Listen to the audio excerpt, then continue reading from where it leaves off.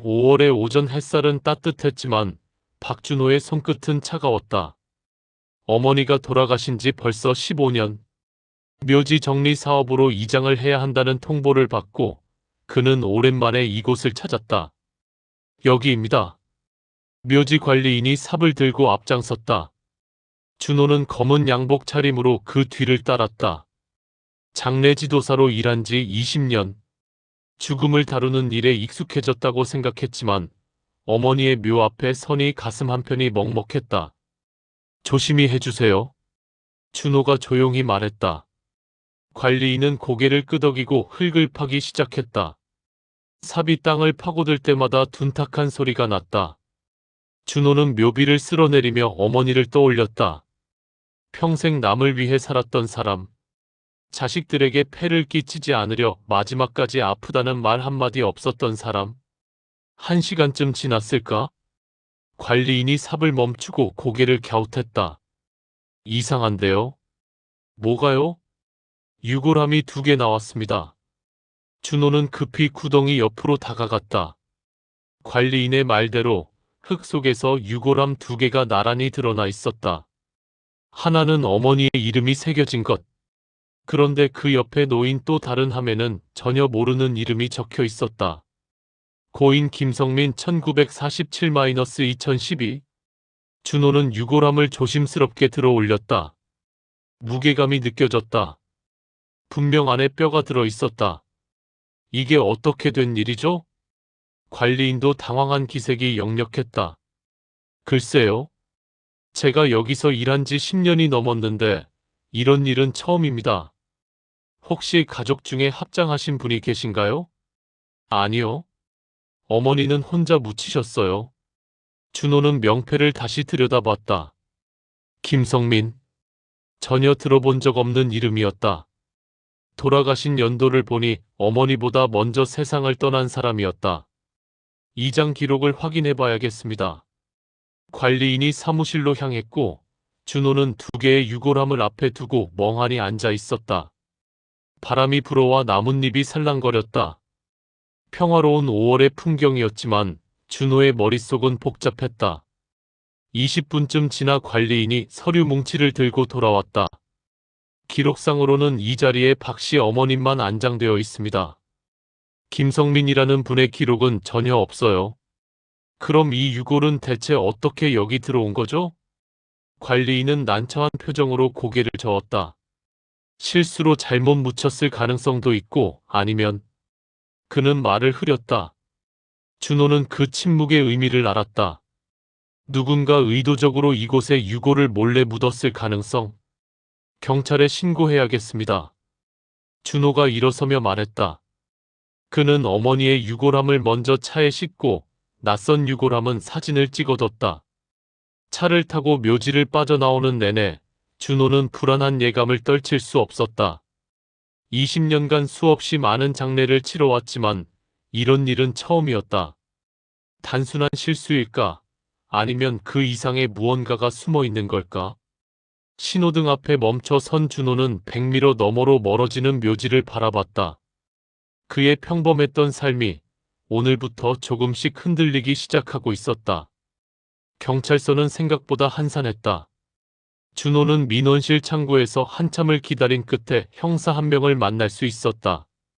40대 초반으로 보이는 형사는 피곤한 얼굴로 준호의 이야기를 들었다. 그러니까 어머니 묘에서 다른 사람 유골이 나왔다는 거죠? 네, 맞습니다. 기록에도 없는 유골이에요. 형사는 준호가 건넨 사진들을 대충 훑어봤다. 실수로 잘못 묻혔을 가능성이 높아 보이는데요. 묘지 관리 측에 문의해 보셨어요? 물론입니다. 하지만 그쪽 기록에도 전혀 없다고 합니다. 형사는 한숨을 쉬며 서류처를 닫았다. 일단 접수는 해드릴게요. 근데 솔직히 말씀드리면 이런 경우는 조사하기가 쉽지 않습니다. 범죄 혐의점이 명확하지 않거든요. 명확하지 않다니요? 누군가 불법으로 유골을 묻은 거잖아요. 증거가 있어야죠. 언제 누가 어떻게 묻었는지. 지금으로선 단순 관리 실수와 구분이 안 됩니다. 준호는 답답함이 치밀어 올랐다. 하지만 형사의 말도 일리가 있었다. 증거도 없고 피해자도 불명확한 상황에서 경찰이 적극적으로 나서기는 어려울 것이다. 알겠습니다. 제가 좀 더 알아보겠습니다. 준호는 경찰서를 나서며 스마트폰을 꺼냈다. 유골함에 적힌 이름, 김성민. 그는 포털 사이트에 이름을 검색했다. 동명이인이 수없이 나왔지만 생물연도를 조합해서 찾아보니 한 가지 기사가 눈에 들어왔다. 고 김성민 씨 유족, 묘지 분실 신고, 당국 수사 착수. 2015년 기사였다. 준호는 기사를 클릭했다. 내용인즉슨 김성민이라는 고인의 유골이 공동묘지에서 사라졌고 유족이 경찰에 신고했다는 것이었다. 하지만 그 이후 속보는 없었다. 사건이 미제로 남았거나 조용히 마무리됐다는 뜻이었다. 준호는 기사에 나온 유족의 이름을 메모했다. 김성민의 아들 최도윤. 준호는 다시 검색을 시작했다. 최도윤이라는 이름은 여러 곳에서 발견됐다. SNS 계정, 부동산 중개 사이트, 그리고 몇몇 카페 게시글. 그중 하나가 눈길을 끌었다. 풍수 관련 카페였다. 최도윤은 그곳에서 활발하게 활동하고 있었다. 명당 자리, 묘지 이장, 좋은 터 찾기 같은 게시글이 즐비했다. 준호는 카페에 가입하고 최도윤에게 쪽지를 보냈다. 안녕하세요. 김성민 어르신 유골건으로 연락드립니다. 혹시 통화 가능하실까요? 답장은 생각보다 빨리 왔다. 누구시죠? 무슨 일이신지 자세히 말씀해 주세요. 준호는 상황을 간략히 설명했다. 어머니 묘에서 김성민이라는 분의 유골이 발견됐고 본인은 장례 지도사라는 것. 그리고 이 일을 바로잡고 싶다는 의사를 전했다. 한참 뒤 답장이 왔다. 내일 오후 2시 신촌 카페에서 만나시죠? 주소 보내드리겠습니다. 준호는 안도의 한숨을 쉬었다. 적어도 실마리는 잡은 셈이었다. 다음 날 오후 준호는 약속 장소에 도착했다. 카페는 한적한 골목 안쪽에 있었다. 그는 안으로 들어가 주변을 둘러봤다. 창가 쪽에 앉은 한 남자가 손을 들었다. 박준호 씨 맞으시죠? 네, 맞습니다. 최도윤은 30대 중반쯤으로 보였다. 깔끔한 인상에 양복을 단정하게 차려입고 있었다. 준호는 그의 맞은편에 앉았다. 먼저 연락 주셔서 감사합니다. 도윤은 웃으며 커피를 건넸다. 하지만 그 웃음 뒤에는 무언가 계산적인 기운이 느껴졌다. 아버지 유골이 발견됐다니 정말 놀랍네요. 그동안 어디 있었는지 몰랐거든요. 경찰에 신고하셨다고 들었는데요. 네, 했죠.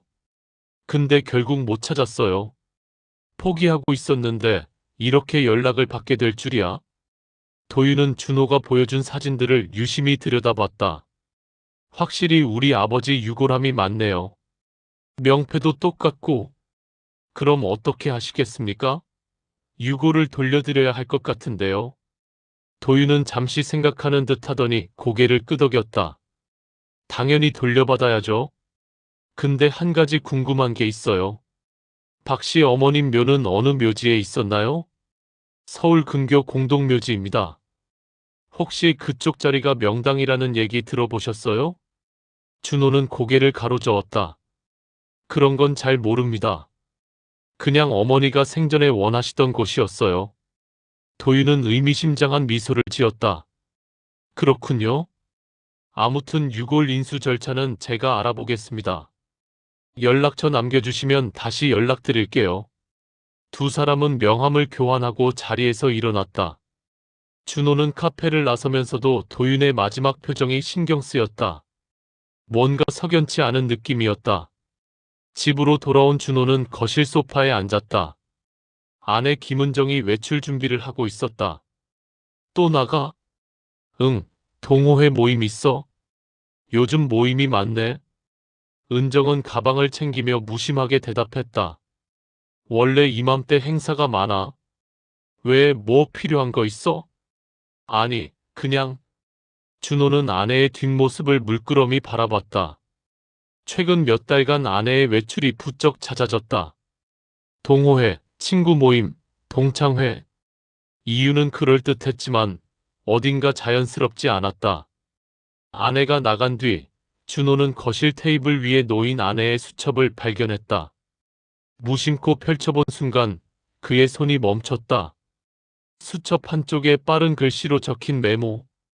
도윤 목요일 2시 신촌. 준호는 심장이 철렁 내려앉는 걸 느꼈다. 도윤. 최도윤. 오늘 자신이 만난 바로 그 사람. 그는 수첩을 천천히 덮었다. 우연일까? 아니면 준호의 머릿속이 복잡하게 돌아가기 시작했다. 평범했던 일상에 균열이 생기고 있었다. 그리고 그 균열은 생각보다 깊었다. 준호는 며칠간 아내를 조용히 관찰했다. 은정은 여전히 바쁜 일상을 보냈다. 외출이 잦았고 통화할 때면 방문을 닫았다. 예전에는 신경 쓰지 않았던 행동들이 이제는 모두 의심스러웠다. 목요일 오후 은정이 또다시 외출한다고 했다. 어디가? 친구 만나. 저녁 늦을 수도 있어. 준호는 고개를 끄덕였지만 아내가 현관문을 나서자마자 재킷을 집어들었다. 그는 조심스럽게 아내를 뒤따랐다. 은정은 지하철을 탔고 준호는 한 칸 뒤에서 탑승했다. 신촌역에서 내린 은정은 골목 안쪽 카페로 들어갔다. 준호가 며칠 전 최도윤을 만났던 바로 그 카페였다. 준호는 카페 밖에서 망설이다가 맞은편 편의점으로 들어가 창가 쪽에 섰다. 카페 내부가 훤히 보였다. 은정은 구석자리에 앉아 있었고 곧이어 최도윤이 나타났다. 두 사람은 자연스럽게 인사를 나눴다. 오래 알고 지낸 사이처럼 보였다.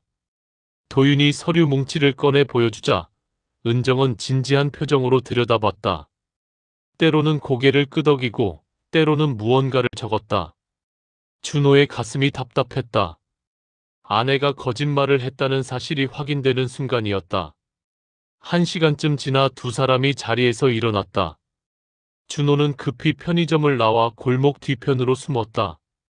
은정과 도윤은 카페 앞에서 잠시 이야기를 나눈 뒤 각자 다른 방향으로 흩어졌다. 집으로 돌아온 준호는 거실에 앉아 생각에 잠겼다. 아내와 도윤은 대체 무슨 관계인가? 그리고 유골 사건과는 어떤 연관이 있는 걸까? 다음 날 아침, 준호는 장례식장으로 출근했다. 동료 이 과장이 커피를 건네며 물었다. 박 과장님, 요즘 안색이 안 좋으신데 괜찮으세요? 응, 괜찮아. 그냥 좀 피곤해서. 혹시 묘지 이장건 때문에 그러세요? 그거 해결됐어요? 준호는 고개를 저었다. 아직? 근데 이 과장, 혹시 묘지 정보가 외부로 유출될 가능성 있을까? 이 과장은 눈을 크게 떴다. 유출요? 무슨 말씀이세요? 우리 장례식장에서 관리하는 묘지 명단 같은 거 누가 접근할 수 있나 싶어서. 이 과장은 잠시 생각하더니 조심스럽게 대답했다. 원칙적으로는 안 되죠. 근데 내부 직원이라면 시스템 접근은 가능하긴 해요. 왜요? 혹시 문제 있어요? 준호는 아무렇지 않은 척 웃었다. 아니, 그냥 궁금해서. 하지만 마음속으로는 확신이 섰다. 누군가 내부에서 정보를 빼돌리고 있다는 것. 그리고 그 정보가 도윤에게 흘러갔을 가능성. 퇴근 후 준호는 회사 시스템 접속 기록을 몰래 확인했다. 예상대로 최근 몇 달간 은정의 계정으로 묘지 관리 시스템에 여러 번 접속한 기록이 있었다. 은정은 장례식장 회계 담당이었다. 묘지 정보에 접근할 이유가 전혀 없는 직책이었다. 준호는 출력된 기록을 손에 쥔 채 멍하니 앉아 있었다. 아내가 정보를 빼냈고 그걸 도윤에게 넘겼다. 도윤은 그 정보로 좋은 자리를 찾아내 유골을 몰래 옮겨 심었다. 모든 퍼즐 조각이 맞춰지기 시작했다. 그날 밤 은정이 귀가했을 때 준호는 거실에서 기다리고 있었다. 왜 불도 안 켜고 앉아 있어? 은정이 스위치를 눌렀다. 환한 불빛 아래 준호의 표정이 드러났다. 당신 최도윤이랑 아는 사이지? 은정의 얼굴이 굳었다. 갑자기 무슨 소리야? 거짓말하지 마. 다 봤어. 카페에서 만나는 것도, 서류 주고받는 것도. 은정은 한참 동안 준호를 바라보다가 한숨을 쉬었다. 그래, 알아. 도윤이랑 일 좀 하고 있어. 무슨 일? 부동산 관련해서. 부동산? 묘지 자리 팔아넘기는 일 말하는 거야? 은정은 아무 말도 하지 않았다. 그 침묵이 모든 걸 인정하는 것이었다. 준호는 천천히 일어섰다. 25년을 같이 살았는데 이런 짓을 할 줄은 몰랐어. 준호야, 오해야? 나는 그냥 됐어. 더 듣고 싶지 않아. 준호는 방으로 들어가 문을 닫았다. 그의 믿음은 완전히 무너졌다. 가정도, 직장도 모든 게 거짓 위에 서 있었다. 이혼 조정은 빠르게 진행됐다.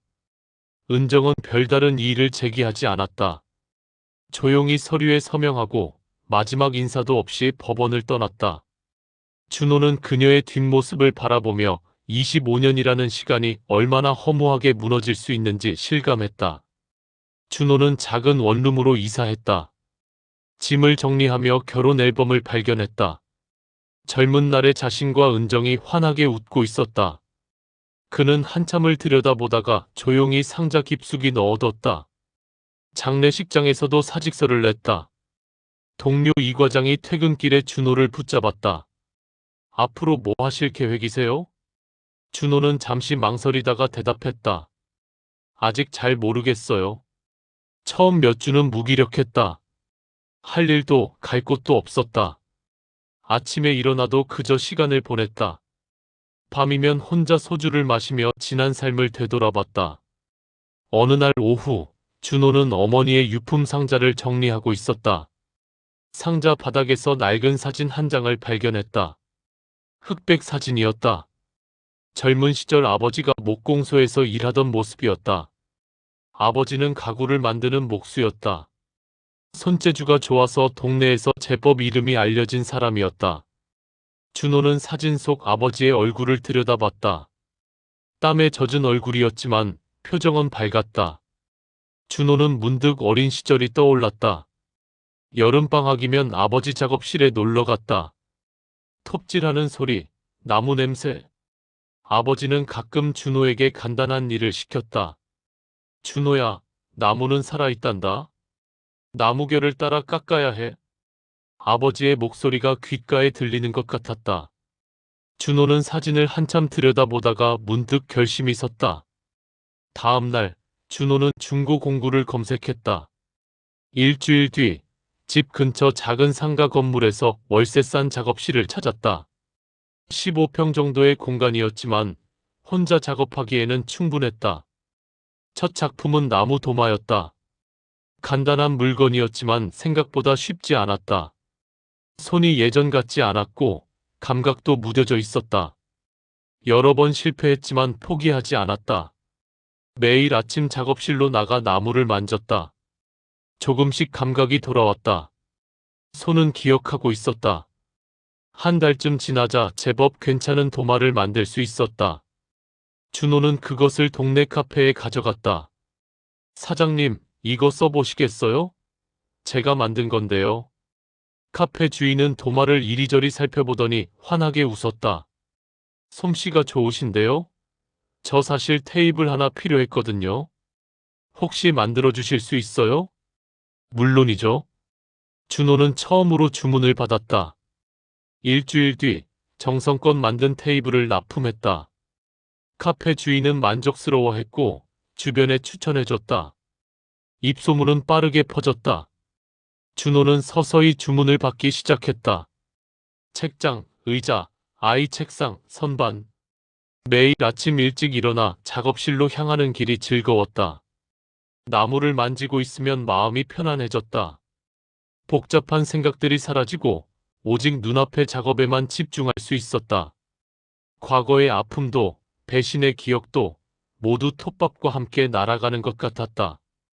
어느 날 한 젊은 부부가 작업실을 찾아왔다. 아기 침대 만들어 주실 수 있나요? 물론입니다. 언제쯤 필요하세요? 2달 뒤요?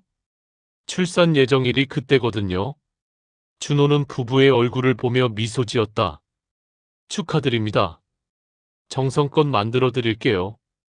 그는 아기 침대를 설계하며 각별히 신경을 썼다.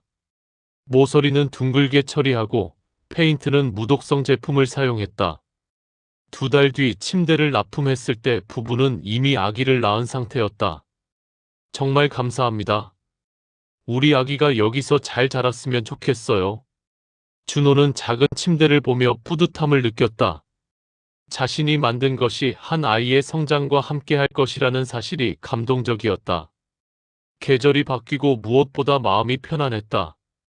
가을 어느 토요일 오후, 목공소 문이 열리고 한 중년 여성이 들어왔다. 안녕하세요. 주문 상담 가능할까요? 네, 앉으세요. 여성은 작은 책장을 주문하고 싶다고 했다. 준호는 상담하며 자연스럽게 대화를 나눴다. 여성의 이름은 한미선이었다.